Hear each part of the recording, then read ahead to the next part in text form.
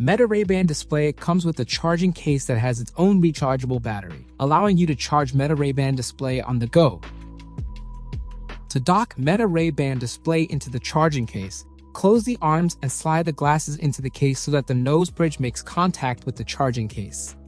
When the glasses are docked, the LED inside the charging case will turn on to indicate the glasses are charging.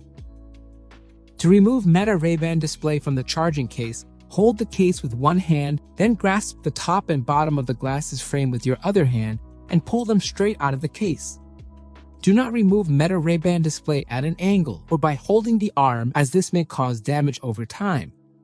The charging case can also be folded for convenient storage when not in use.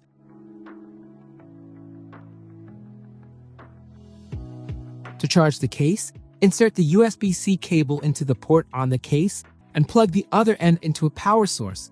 The LED next to the port will turn on when plugged in and charging. For the best experience, fully charge your device and charging case before first using it.